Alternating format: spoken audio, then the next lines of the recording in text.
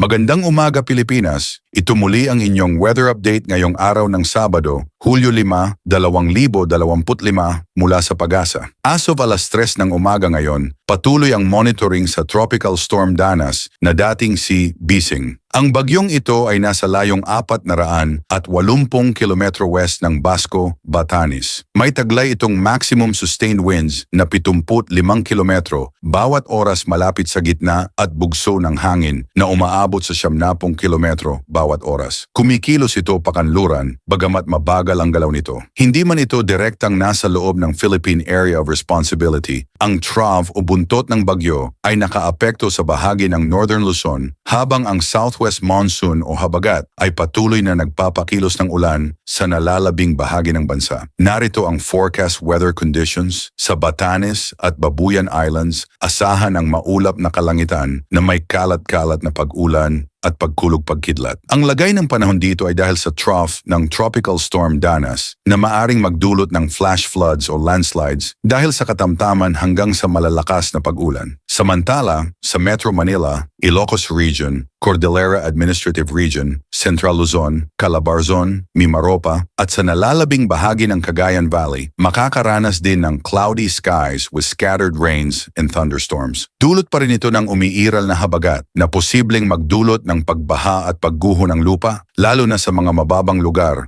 o gilid ng bundok. Sa natitirang bahagi ng bansa, magiging bahagyang maulap hanggang sa maulap ang kalangitan na may posibilidad ng isolated rain showers or thunderstorms. Kaya't magdala pa rin ng payong at maging alerto sa mga biglaang pagbuhos ng ulan. Wind and coastal water condition. Sa Northern Luzon, makakaranas ng moderate to strong winds mula southwest to southeast, habang ang karagatan ay magiging moderate to rough na may taas ng alon na nasa 1.5 hanggang 300 at 44 na metro. Kaya po sa ating mga kababayang mangingisda, iwasan muna ang paglalayag sa mga lugar na apektado ng malalakas na alon. Sa natitirang bahagi ng bansa, ang hangin ay magiging light to moderate mula sa southwest to south, habang ang mga baybaying dagat ay may slight to moderate waves o 0.6 hanggang 2.1 meters ang taas ng alon. Paalala, bagamat papalayo na si Bagyong Danas, huwag po tayong magpakampante. Ang buntot nito at ang habagat ay patuloy na magdadala ng pag-ulan sa malaking bahagi ng bansa. Ugaliin pong makinig sa mga official announcements mula sa Pag-asa at ng inyong lokal na pamahalaan. Maghanda ng emergency kit, i-check ang drainage sa paligid at lumikas kung kinakailangan. Mas mabuting maging handa kaysa magsisi sa huli. Huwag kalimutang mag-like at mag-subscribe sa ating channel. Stay dry and stay safe, mga kababayan. Ingat Pilipinas!